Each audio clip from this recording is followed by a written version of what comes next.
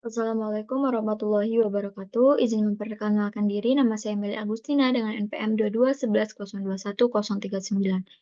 Di sini saya akan meregresi data panel menggunakan bantuan aplikasi IFIS 12 sebagai tugas praktikum atau kuliah ekonometri kedua dengan dosen pengampu Bapak Imam Awaludin, SEME. Baik, sebelumnya di sini saya telah menyiapkan data dari buku Gujarati tabel 16.14, di mana dalam data tersebut terdapat tahun dari tahun 1980 sampai dengan tahun 2006, dengan variabel Y, yakni kompensasi atau tingkat kompensasi per jam dari perusahaan manufaktur, dan untuk variabel X-nya, yakni tingkat pengangguran dari tiga negara yang akan kita estimasi, yakni negara US, Kanada, dan juga UK. Nah, sebelum kita memasukkan data ke dalam eViews, sebelumnya eViews tidak bisa memasukkan data seperti ini, maka dari itu kita susun terlebih dahulu, susun ke bawah antara variabel X dan Y. Untuk variabel kompensasi dari setiap negara, kita susun ke bawah seperti hal berikut.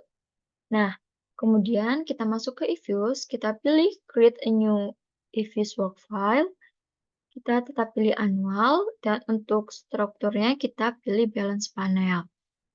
Start date kita mulai dari tahun 1980 dan end date yakni di tahun 2006. Dan number of cross section-nya dari 3 perusahaan yakni adalah 3. Kemudian kita klik OK. Di sini akan muncul jendela bantuan. Kemudian untuk memasukkan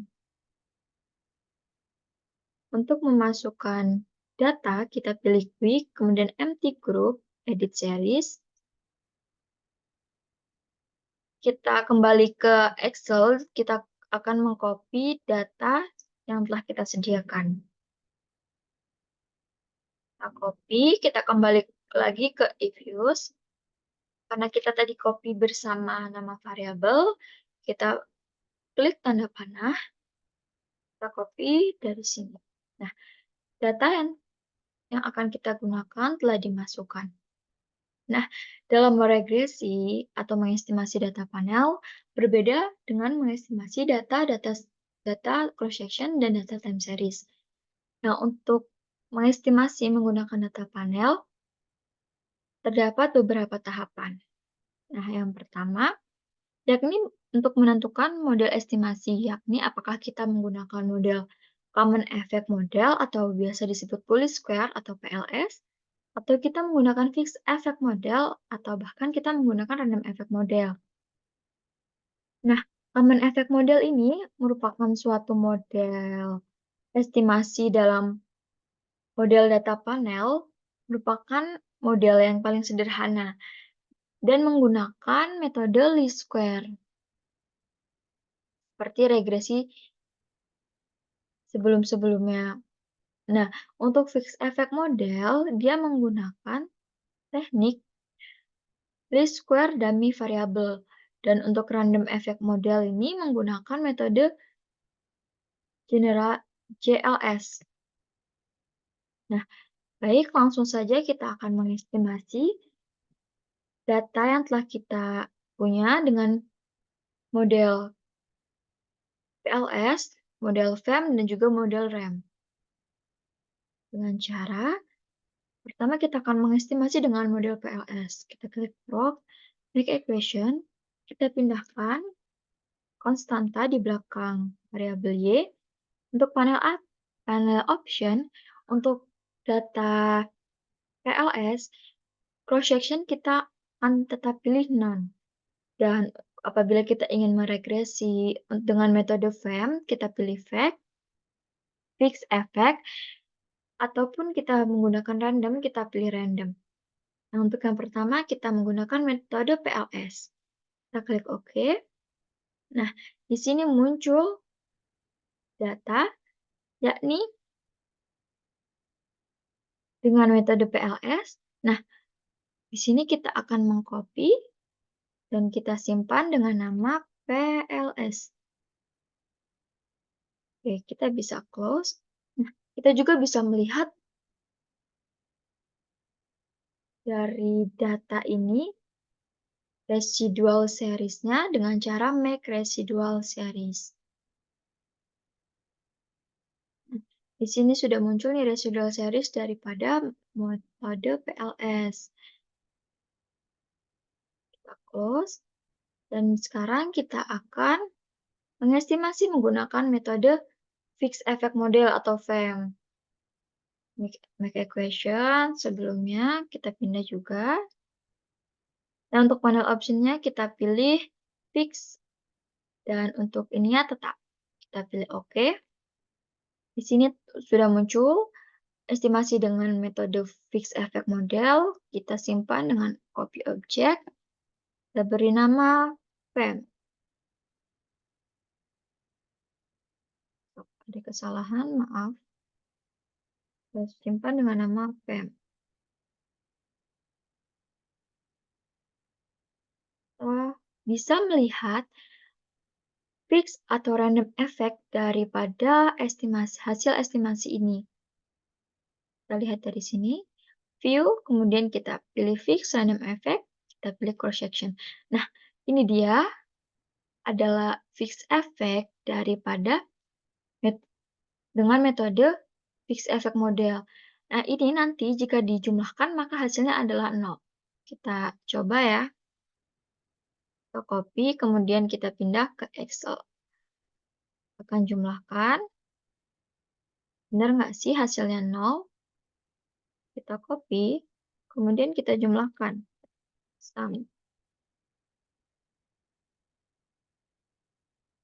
Nah, ternyata benar hasilnya adalah 0. Kita kembali, akan mengestimasi dengan menggunakan model RAM.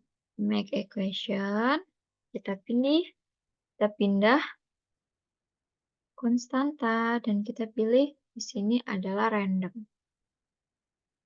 Kita klik OK. Nah, di sini sudah keluar. Kita simpan, copy object, kita beri nama RAM. Nah, kita juga bisa lihat dari cross section dari random effect ini, efeknya kita bisa pilih cross. Nah, ternyata cross section random effect adalah 0. Nah, kita sudah mengestimasi nih dengan model-model dari data panel, yaitu model PLS, FEM, dan RAM.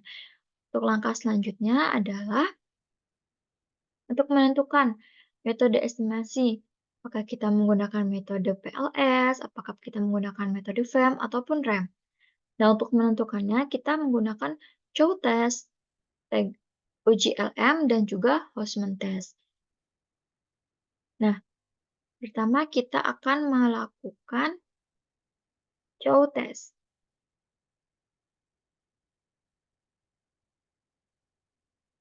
Oh, maaf. Pertama kita akan melakukan Hostman test. Hostman test ini kita mempunyai hipotesis H0, yakni bila RE lebih efisien dan H1 apabila FE lebih efisien daripada RE untuk digunakan. Atau dengan kata lain, antara H0-nya antara random effect dan fixed effect ini tidak berbeda. Dan untuk alternatifnya, FE ini lebih efisien digunakan daripada RAM. RAM dan RAM tidak ada beda. Atau kita juga bisa melihat dari probability-nya. Jika probability dari estimasi kita itu kurang dari 0,05, maka model yang kita pilih adalah model FEM. Baik, langsung saja kita uji Hostman test dengan cara kita tadi menggunakan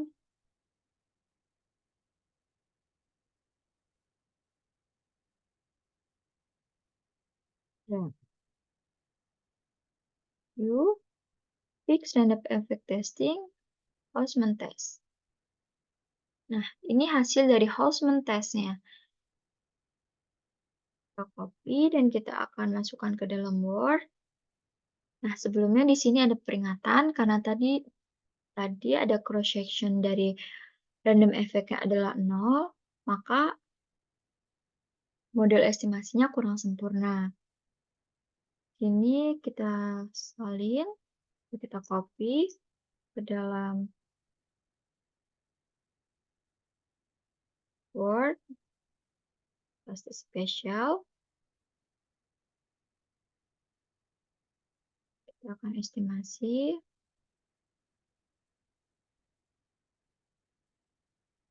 Ini di sini dapat kita lihat untuk probabilitas dari cross section model adalah 0,0615, di mana 0,0615 ini lebih besar daripada 0,05.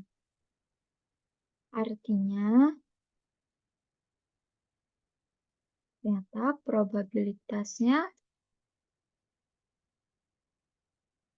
lebih besar daripada 0,05. Probabilitas lebih besar daripada 0,05. Artinya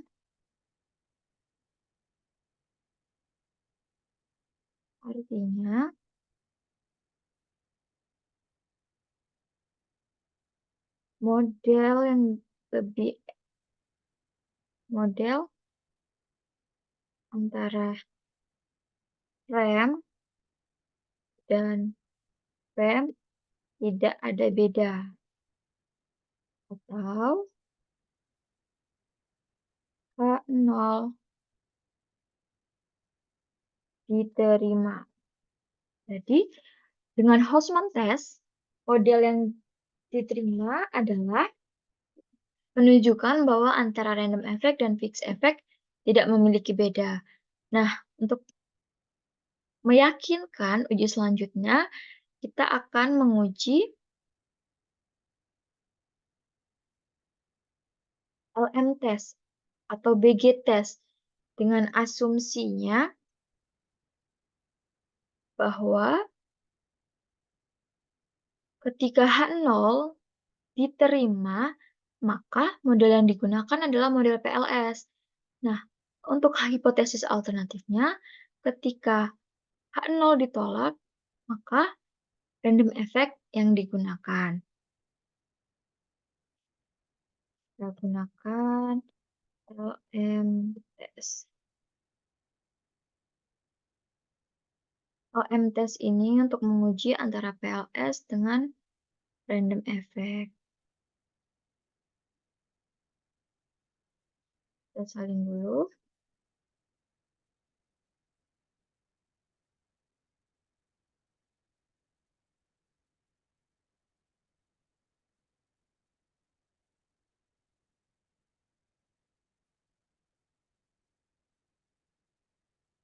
H0 itu PLS lebih baik.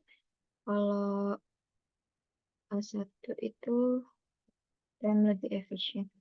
Untuk pengujiannya, kita juga menggunakan probabilitasnya kurang dari 0,05. Nah, untuk LM test, kita menggunakan metode PLS. View, kita ke Fix Random Effect Testing, kita pilih Lagrange Multiplier. Nah, di sini keluar nih hasil dari LM testnya. Di sini kita menggunakan yang Bruch-Pagan, yakni, copy dari sini ya, copy. Untuk Bruch-Pagannya, kita melihat dari, copy terlebih dahulu. Untuk menentukannya, kita melihat dari cross-section-nya. Di cross-section ini, cross-section-nya kita coret ya. Cross-section-nya ini. yang 0,09791. Artinya dapat kita lihat bahwa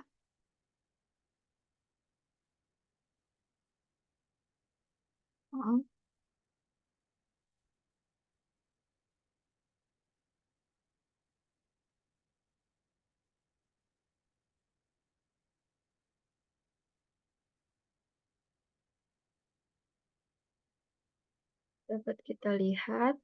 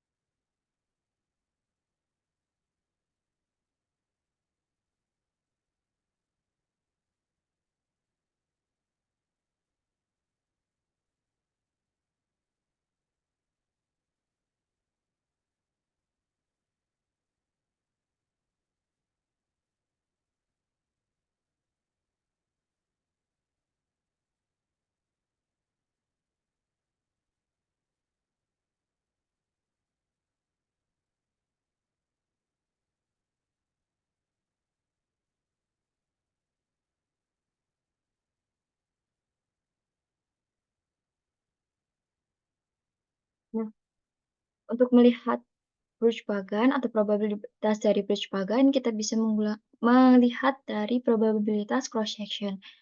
Probabilitas cross-section ini menunjukkan angka 0,9791, di mana artinya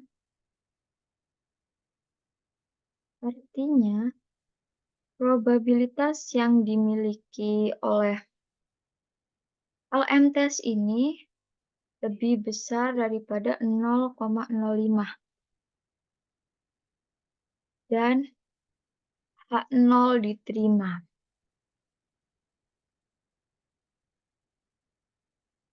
Artinya model yang terpilih yang lebih efisien adalah model PLS. Nah, untuk meyakinkan antara PLS dan rem dan VEM yang tidak ada beda, kita akan melakukan uji Chow. Uji Chow ini untuk membedakan Chow test. Untuk membedakan antara PLS dan juga VEM. Mana yang lebih baik untuk digunakan. Sama seperti sebelumnya menggunakan hipotesis juga, yakni ketika H0 diterima maka menggunakan PLS, dan ketika H0 ditolak menggunakan metode VEM.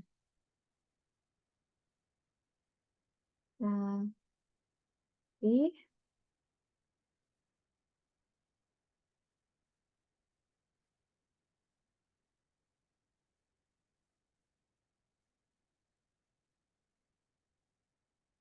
VEM lebih efisien.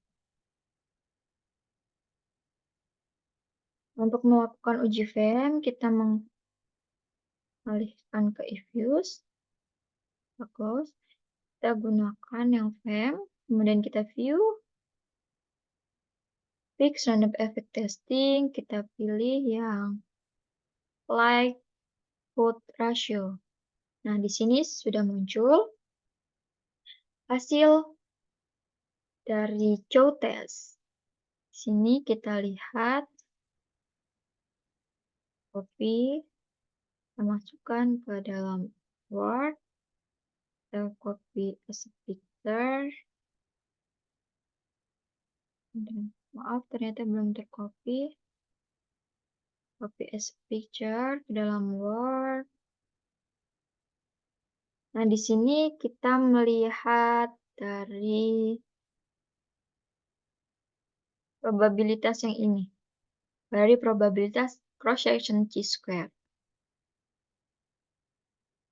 Sini kita lihat ternyata probabilitas dari cross section chi-square-nya itu lebih dari 0,05, di mana adalah 0,1531. Maka nolnya diterima. Nah, probabilitasnya lebih dari 0,5. Dan model yang dipilih adalah model PLS. Nah, kita telah melakukan ketiga uji yang akan kita tentukan untuk memilih model. Maka, dari hasil pengujian di atas, model yang lebih baik digunakan adalah model PLS atau CEM. Nah, untuk catatan, ketika yang terpilih adalah model PLS dan model FEM, maka harus dilakukan uji asumsi klasik. Namun, apabila yang terpilih adalah model REM, maka asumsi klasik tidak digunakan. Nah, di sini yang terpilih adalah model PLS atau model CEM. Baik, untuk langkah selanjutnya kita akan menginterpretasikan dan menguji asumsi klasik daripada model PLS. Baik, di sini kita akan menginterpretasikan terlebih dahulu daripada model CEM.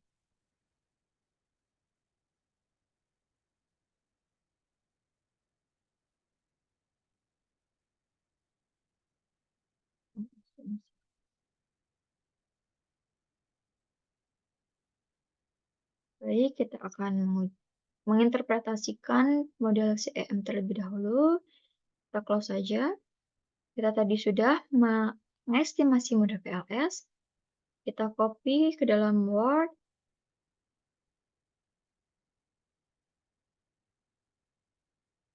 PS Picture.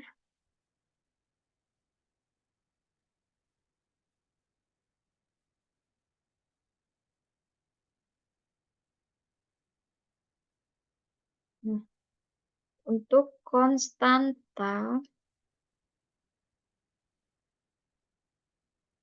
memiliki nilai 184,44. Artinya, apabila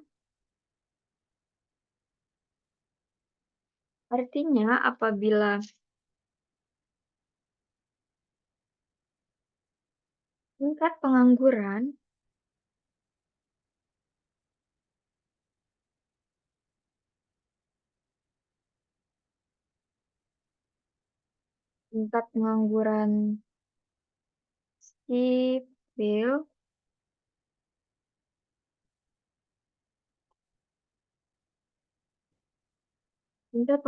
sipil tidak ada atau tidak memiliki nilai,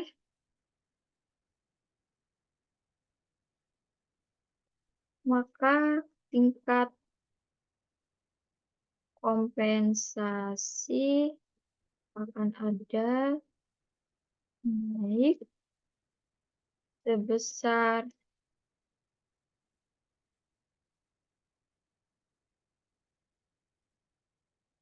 184,44 dolar. Dan untuk arti dari B1 atau koefisien regresi dari B1 sendiri yang bernilai min 11,603. Artinya,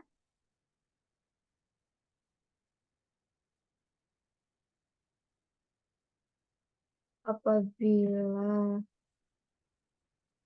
tingkat pengangguran sipil mengalami kenaikan sebesar 1%, maka tingkat kompensasi akan mengalami penurunan sebesar 11,603 US dollar. Artinya, dengan asumsi ceteris paribus. Artinya, antara tingkat pengangguran sipil dengan tingkat kompensasi ternyata memiliki hubungan yang negatif. Dan untuk koefisien determinasi sendiri dengan nilai 0,492, artinya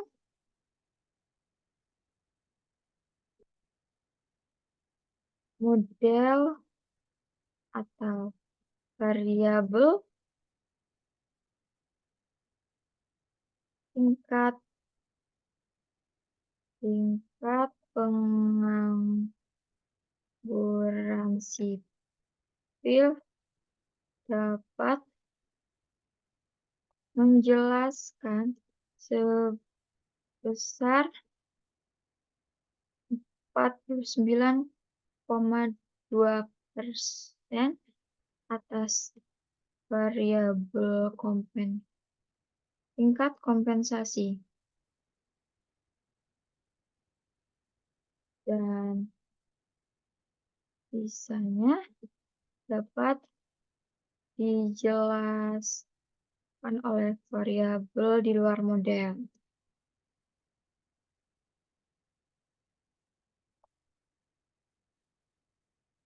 Nah, selanjutnya dari rangka interpretasi, kita akan melakukan uji T. Uji T atau uji parsial.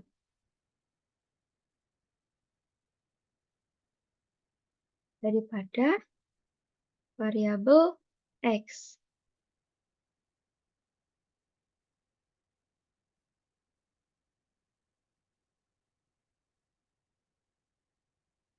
Sebelumnya kita akan merumuskan hipotesis terlebih dahulu.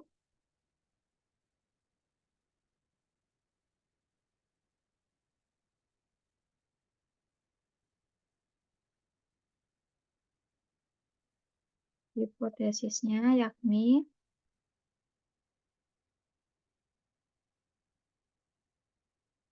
copy dari sini hipotesisnya. Hipotesisnya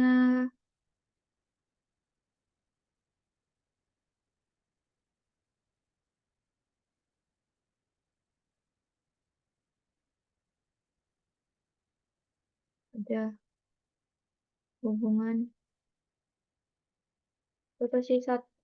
hipotesis nolnya tidak ada hubungan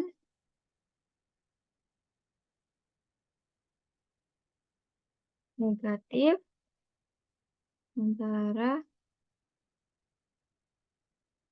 variabel X dengan variabel Y.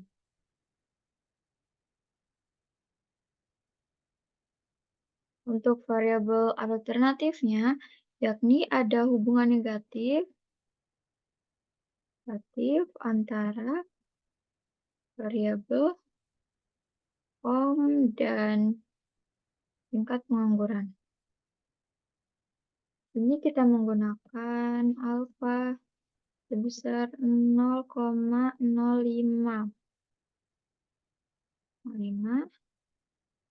dan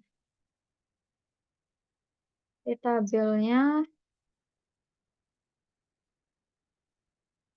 kita bisa melihat di Excel dengan cara sama dengan T in.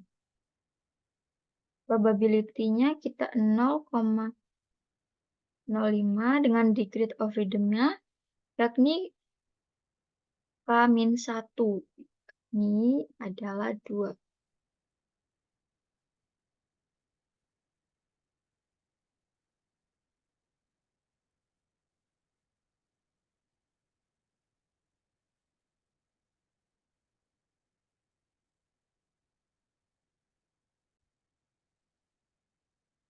of sebelumnya ternyata salah. Untuk degree of freedom-nya, kita tulis terlebih dahulu supaya tidak lupa. Tabelnya yakni 0,05. Degree of freedom-nya adalah 79 K min 1. Karena observasi kita adalah 81. 9 kita cari. T in. Probability-nya 0,05 dengan degree of freedom adalah 79. Min 1664.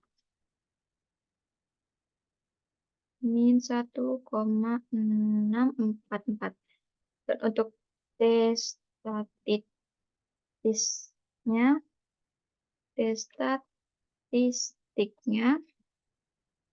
yakni sebesar,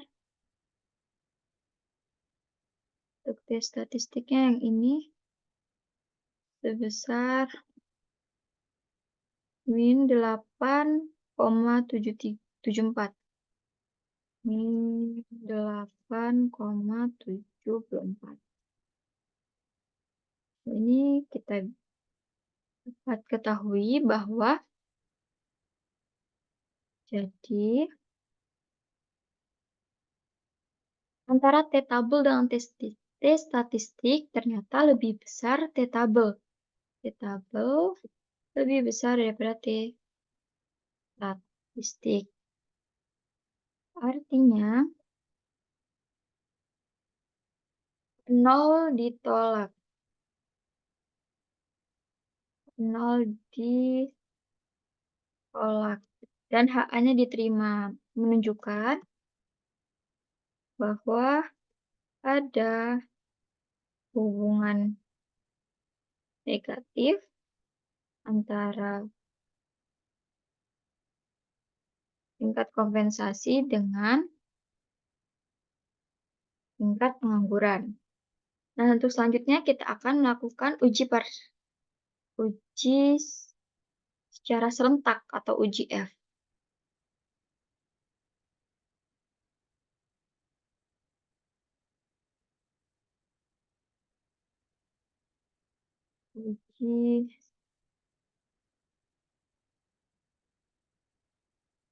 Uji F atau uji serentak.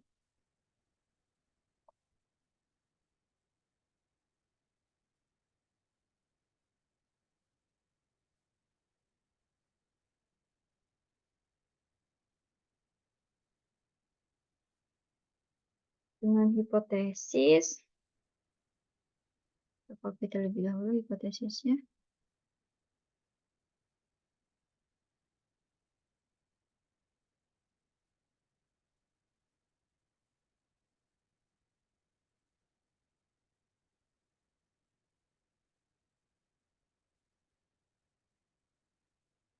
Antara form dan UN ada hubungan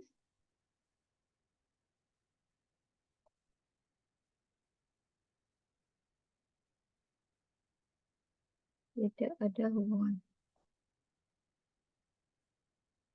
Dengan apa yang kita gunakan adalah 0,5. DF1 yang kita gunakan yakni N min K sama dengan 1. Dan 79.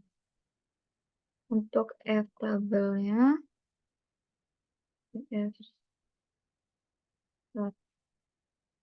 F tabelnya memiliki nilai 0,5, 1,9 sama dengan, kita cari di Excel ya.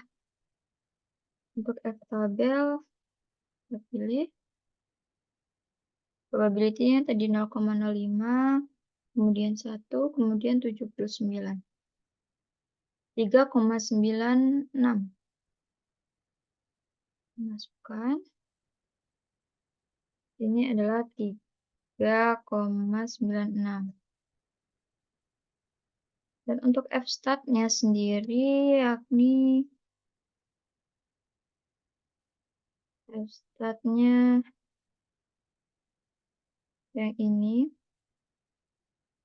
76,37. Ini adalah 76,37, di mana F-stat lebih besar daripada F-tabel. Dan H0 dan H0-nya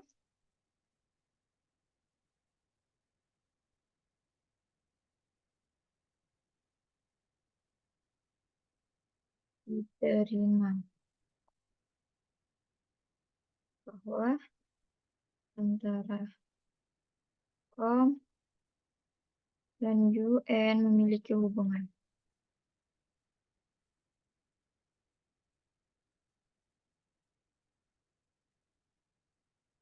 Nah, untuk langkah selanjutnya kita akan melakukan uji asumsi klasik.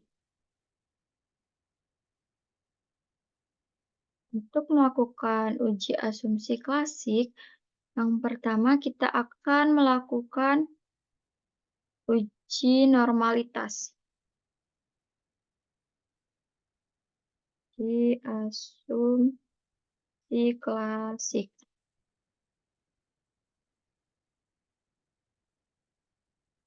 Pertama, kita akan melakukan uji normalitas.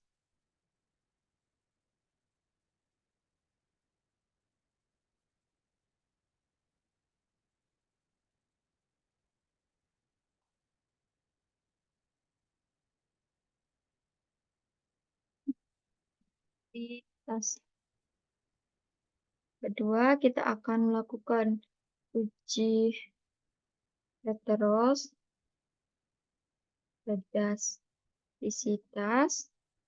Kemudian kita akan menguji autokorelasi. Yang terakhir, kita akan menguji multikoliniaritas.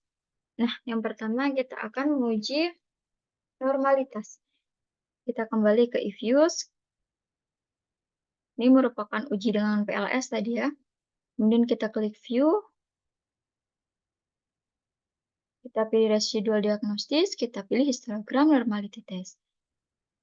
Kita klik, kita copy. Kemudian kita paste dalam Word.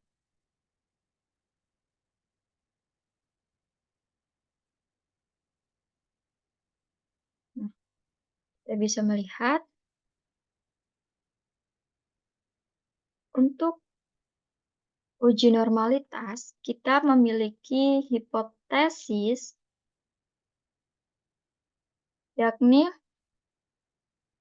apa H0, kita copy terlebih dahulu untuk hipotesisnya.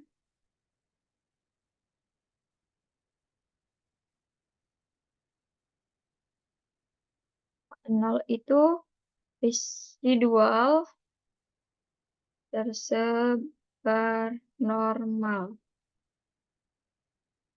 Residual untuk H1-nya, residual tidak tersebar normal.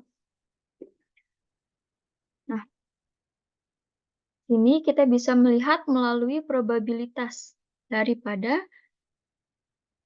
Jarque-Bera, yakni probabilitasnya bernilai lebih dari 0,05. 0,05.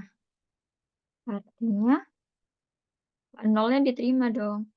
Dan datanya residualnya tersebar secara normal. Nah, untuk selanjutnya kita akan menguji heteroskedastisitas.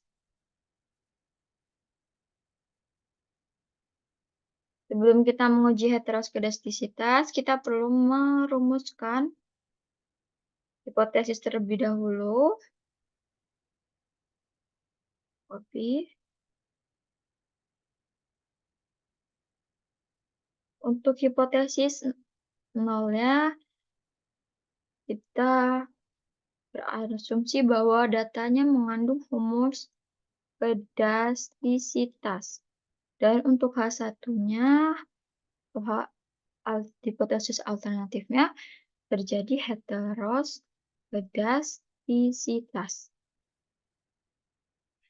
Untuk langkah yang akan kita lakukan dalam menguji heteroskedastisitas, pertama kita estimasi dulu dengan menggunakan metode PLS, kemudian kita klik probe, kita make residual series, oke, ini merupakan residual 02, kita menggunakan residual 02, karena sebelumnya kita juga sudah melihat residual dari PLS, kemudian kita estimasi, estimate, terhadap variabel bebas dan variabel bebas yang dikuadratkan serta variabel bebas serta variabel interaksi antara variabel bebas. Sini kita resit 02 yang kita gunakan dikuadratkan, kemudian kita estimasi terhadap variabel bebasnya kita UN dan variabel bebas yang dikuadratkan. Kemudian karena kita hanya memiliki satu variabel bebas, maka interaksi antar variabel bebasnya kita tidak memiliki. Kemudian kita klik OK. Nah, di sini kita sudah menghasilkan estimasinya, kemudian kita salin, kita copy, oke, kemudian kita akan paste ke dalam Word. Turunkan saja ke bawah.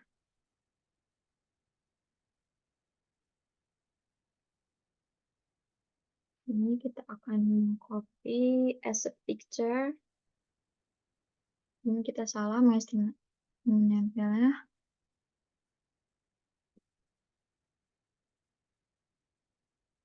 Kita hapus, kita copy as picture supaya lebih rapi. Kemudian kita bisa melihat nilai R square-nya, yakni kita tulis terlebih dahulu, nilai R square-nya adalah 0,0624. Dan nilai, kita akan mencari nilai C kuadrat hitung dengan cara mengalihkan jumlah estimasi atau jumlah observasi dengan R square. Yakni didapat nilai 0,6. Jumlah estimasi kita menggunakan 81 observasi. 81 dikali 0,0624. Akan menghitung di Excel. Sini ya. 0,0 kita pakai titik 0,0624. Kemudian dikali dengan 81. Kita hitung terlebih dahulu.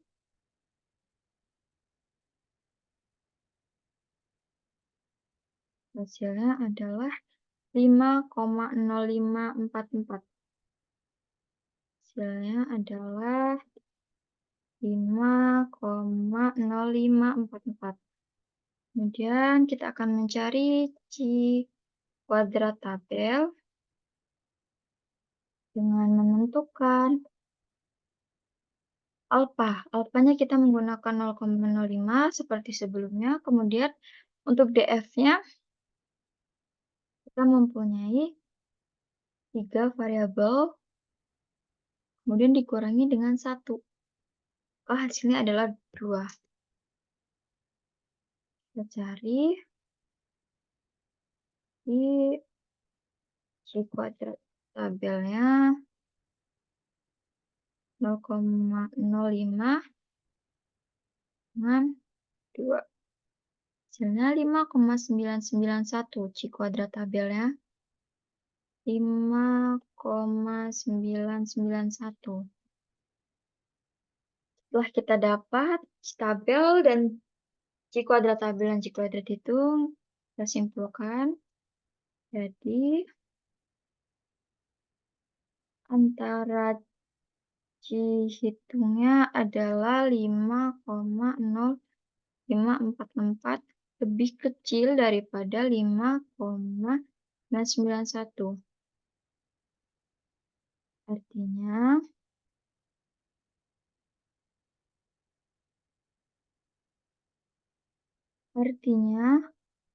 H0-nya kita terima bahwa tidak ada heteroskedastisitas, atau datanya adalah, artinya H0 diterima dan homoskedastisitas. Baik, untuk selanjutnya kita akan mengestimasi atau menguji autokorelasi. Untuk autokorelasi, kita akan menguji dengan cara kita kembali ke diffuse terlebih dahulu.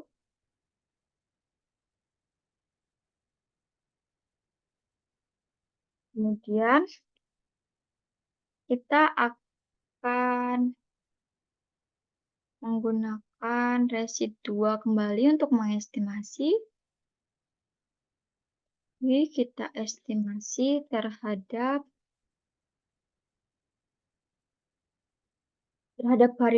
variabel bebas dan lag dari residual. Biasanya untuk lag dari residual sampai dengan lag 2. Variabel bebasnya adalah UN, resid 02, kita lag 1, dan resid 02, kita lag 2. Kita klik OK.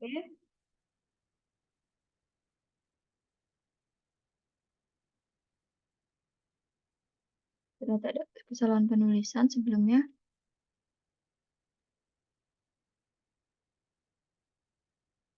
Kita klik OK.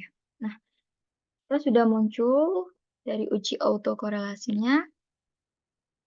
Kemudian kita copy, kita paste di Excel, di Word. Kita paste terlebih dahulu.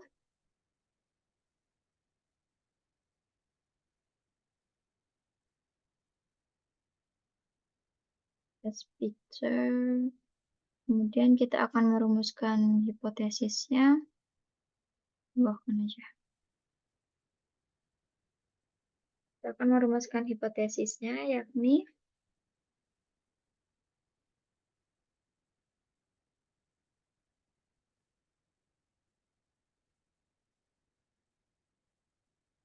untuk H0 adalah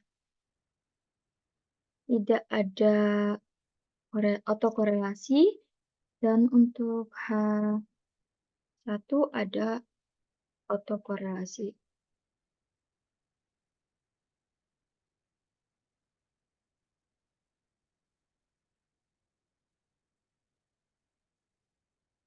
Baik, sama seperti sebelumnya, kita akan mengambil daripada R-square-nya, yakni R-square nilainya 0,78182.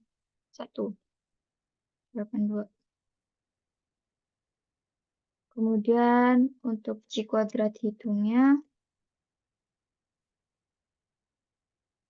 Q kuadrat hitung N dikali R, yakni 75, dikali R square-nya 0,782. Hasilnya adalah 0,782. 0,782 dengan 75, observasi, kita kalikan.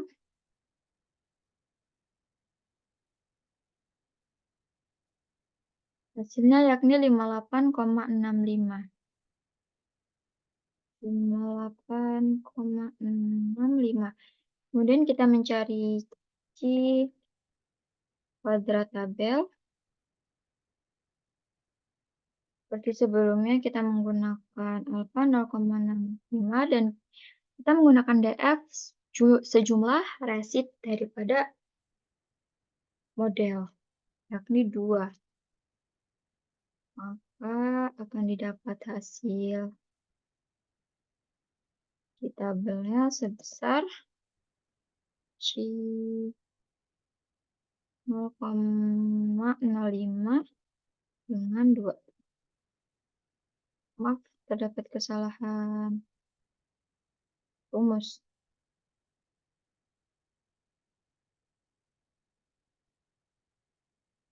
Yakni 5,991.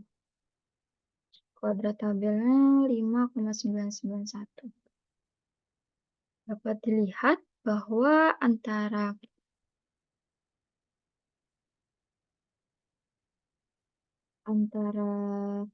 Q square dengan C kuadrat, ternyata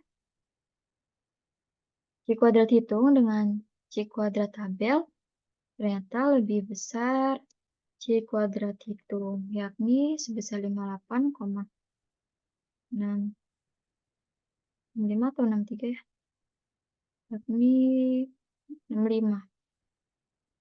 58,65. Artinya